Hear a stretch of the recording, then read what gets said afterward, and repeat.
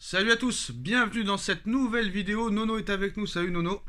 Salut Sacha. Alors on va évoquer l'actualité du jour, hein. On va commencer avec Presnel Kipembe qui a toujours priorisé une prolongation au Paris Saint-Germain, surtout avant sa blessure. Mais Chelsea, il y a quelques semaines, a fait part de son intérêt pour le joueur.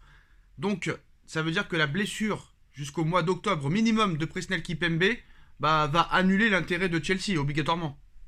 Ah bah ça c'est obligatoire, hein. Bon bah écoute, moi je le dis et je le répète, beaucoup de peine pour le Titi parisien, une année très très difficile pour lui. Et puis là Chelsea, ils vont pas prendre le risque de recruter un joueur qui n'a pas joué depuis plus d'un an, hein. Information Mercato, Pau Torres, Villarreal et Gonzalo Ignacio, Sporting Lisbonne, sont dans la shortlist de Luis Campos pour l'été prochain. D'ailleurs, ils étaient déjà dans la shortlist de Luis Campos il y a quelques mois en cas d'arrivée au poste de défenseur latéral gauche pour suppléer et concurrencer Nuno Mendes, Pau Torres, Gonzalo Ignacio. S'il y en avait un à prendre, Nono, l'été prochain, lequel prendre?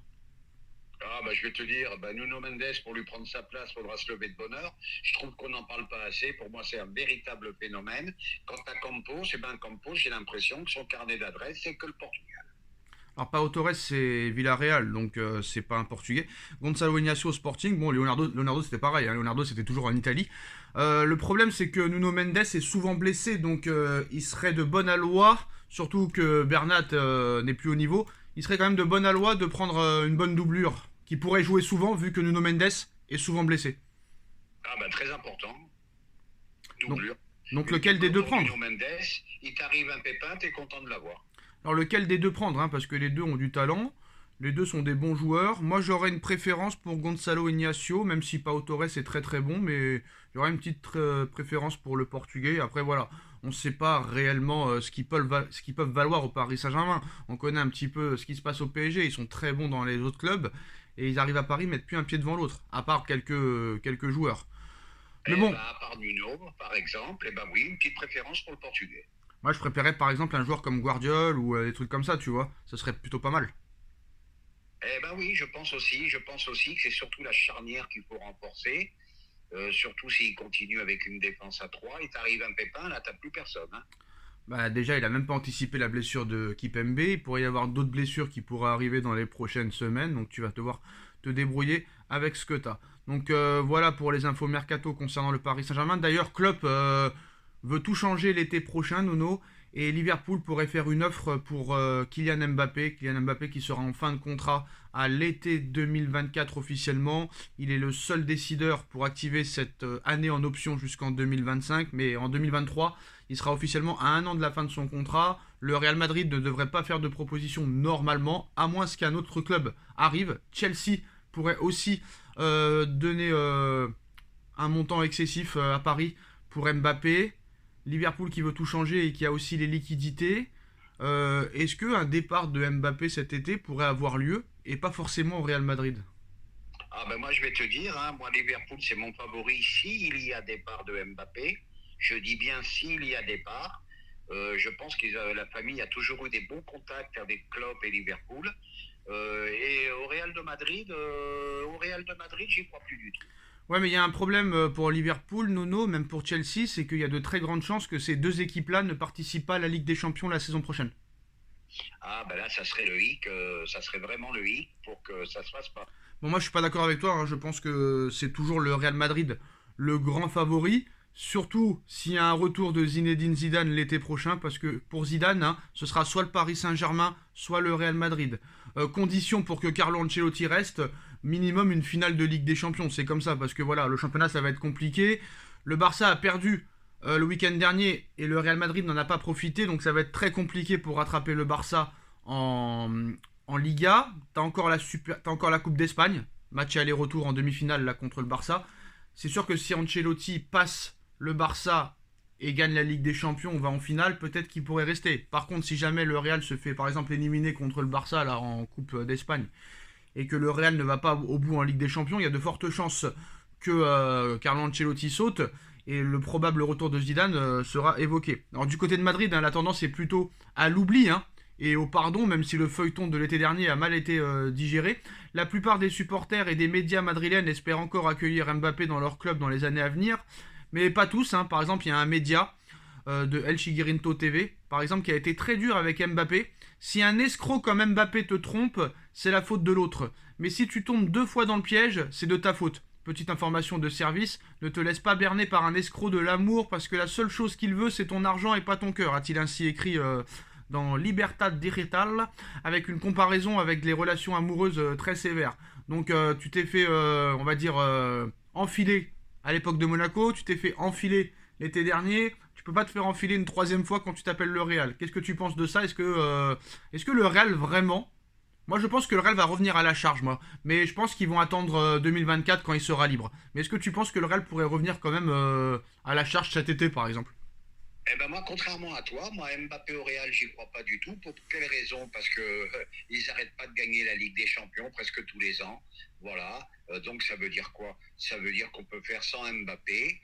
En plus, ils sont sur Osimhen, il paraît. Voilà quoi. Et puis ils ont toujours pas digéré la prolongation de Mbappé au PSG. Tiens, d'ailleurs, Nono, je vais l'appeler le Géorgien. Désolé, j'arrive pas à prononcer son nom. Donc, vous savez de qui on parle, hein. Krikva, on va dire Krikva. Krikva, le joueur du Napoli, hein, Nono, hein, qui fait une saison extraordinaire avec le Napoli. Beaucoup de clubs sont intéressés, dont le Real Madrid, Manchester City, bon, toujours les mêmes clubs, et aussi le Paris Saint-Germain, sauf que le Napoli n'est pas vendeur, à moins qu'il y ait une offre de plus de 115 millions d'euros qui arrive, et elle pourrait augmenter si jamais le joueur fait des dingueries avec le Napoli en Ligue des Champions dans les prochains mois. Je pense qu'avec les problèmes que tu as, les indésirables qui vont revenir, que tu ne pourras pas vendre parce qu'ils sont blessés, et les problèmes que tu as avec le fair play financier, je pense que ça va être compliqué de se positionner sur ce joueur, mais c'est vrai que ça ferait du bien. Ah bah moi j'adore ce joueur, mais c'est une piste à oublier. Imagine, il gagne la coupe, il gagne la Ligue des Champions, il fait un doublé, c'est plus 115, c'est 150. Donc faut oublier pour l'instant. Donc ça va être compliqué maintenant pour le Paris Saint-Germain de recruter des joueurs comme ça à ce prix-là. Les autres Ah ont... mais les mercatos seront très très Ouais, difficiles maintenant à mon avis. voilà. Surtout que là, À moi, tous les prêts vont revenir. Et dernière info... Ah, tu voulais rajouter quelque chose? oui, à moins d'être un fou comme celui de Chelsea qui gagne pas et qui a dépensé des centaines de milliers d'euros. Voilà, Des combien? il y a Des que des combien? gens comme ça Des combien? qui pourront recruter Des combien de centaines d'euros? des centaines de milliers d'euros. Non, non. Rectifie la phrase. Des centaines de millions d'euros, pardon. Merci. Oui, quand même 400 millions dans le mercato d'hiver, plus 300 Oui, millions oui, l'été dernier. quand tu vois le résultat. 1 milliard 3, 1 milliard 3, 1 milliard 3 depuis l'été 2020, ça paraît quand même beaucoup. Et Ah, imagine s'ils virent Potter, ça leur coûte 54 millions d'euros d'indemnité, plus 45 pour l'acheter. C'est un entraîneur qui aura duré 2 mois qui leur a coûté 100 mais à un balles. moment donné, il va falloir que Séphérine nous explique quand même les règles du fair play financier, hein, parce qu'il y en a qui dépensent sans compter, ils n'ont pas de problème. Il y en a qui recrutent jamais et qui vendent beaucoup de joueurs, ils sont sanctionnés. Moi, je voudrais vraiment savoir les vraies règles du fair play financier, hein. D'accord, c'est la Oui. masse salariale, j'ai compris que c'était la masse salariale, mais quand tu vois que Chelsea, 8 ans, il y en a qui ont des contrats de 8 ans, Modric, etc., ils ont des contrats de 8 ans, alors que normalement c'était 6 la limite. Bref, c'est quand même assez bizarre. Et dernière Non, mais info, attends-toi avec Chelsea à un grand scandale dans les mois à venir. comme la Juve et comme Manchester City. Alors Voilà, Nono, attends-toi à ça. dernière information, et c'est bizarre parce que je t'en avais parlé il y a très longtemps. Bon, il y a plusieurs projets qui arrivent au cours de la FIFA, par exemple une Coupe du Monde des clubs qui pourrait avoir lieu à partir de l'été 2025. Et maintenant, Infantino et ses collègues vont se réunir la semaine prochaine pour le comité FIFA. Et une nouvelle innovation va arriver dans le monde du football à partir de l'été 2024. À chaque fois qu'il va y avoir une touche, un coup franc, un arrêt de jeu, un joueur blessé, une célébration de but, le chrono sera arrêté comme en NBA. Qu'est-ce que tu penses de cette décision d'enlever les arrêts de jeu et d'arrêter les chronos à chaque arrêt de jeu? Ah bah moi je serais pas contre, hein, je serais pas contre parce qu'il y a des fois des arrêts de jeu qui sont un peu longs. Maintenant, il faudra voir qu'est-ce qu'ils font avec justement les arrêts de jeu, les plus 10 et les plus 15 minutes et Et ils les seront plus arrêtés, 7 ils seront supprimés. et seront supprimés. Bon, bah écoute, pourquoi pas. Après, c'est vrai que les arrêts de jeu, quand même, ça a fait la beauté du football. Mais là, quand tu vois les 10 minutes d'arrêt de jeu, les 15 minutes d'arrêt de jeu, c'est trop. Et souvent, Nono, ils ont remarqué aussi la FIFA, moi aussi je l'ai remarqué, que quand tu vois tous les arrêts de jeu qu'il y a entre les fautes, les touches, les changements, les célébrations et toute autre chose, et bah à l'arrivée tu te retrouves avec 5 ou 6 minutes d'arrêt de jeu, alors que normalement tu devrais en avoir 10 ou 15. Et c'est pour ça qu'ils veulent faire ça. Donc c'est vrai que ça enlèverait quelque chose peut-être de suspense, mais c'est vrai que cette décision pourrait être pas mal quand même. Mais le problème Nono, c'est que si vraiment ça se met en place, si t'as que des joueurs comme Neymar, etc., qui restent toujours par terre, tout ça et tout, le match il va durer 5 heures. Hein. Ah ben là c'est le problème. Et puis voilà, je vais te dire, il y a des joueurs comme Neymar qui aiment bien rester un bon bout de temps par terre, sur le terrain. Bon, on va pas encore taper sur Neymar, mais il faudra voir à l'usage. Parce que quand tu vois qu'un match NBA c'est 48 minutes et que le match il dure 2h30 en réalité, alors le foot 90 minutes plus la mi-temps, je pense que ça va durer 5-6 heures les matchs. Hein. Ça va être vraiment Eh compliqué. ben c'est justement là où il y aurait peut-être un petit problème. Et bah voilà les postos, c'est la fin de cette vidéo. Dites-nous en commentaire ce que vous en pensez, on like, on partage, on commente, on s'abonne et on se retrouve très vite pour une nouvelle vidéo. Merci Nono, merci à tous. Attends, je voulais rajouter un dernier mot. Oui, Allô? oui. Bon alors, je voulais faire un petit hommage à Justo Fontaine, entraîneur du PSG en 74, partisan d'un football offensif extraordinaire. J'ai passé 2 belles années à cette époque-là avec Justo. Et donc? Pardon? Et pourquoi?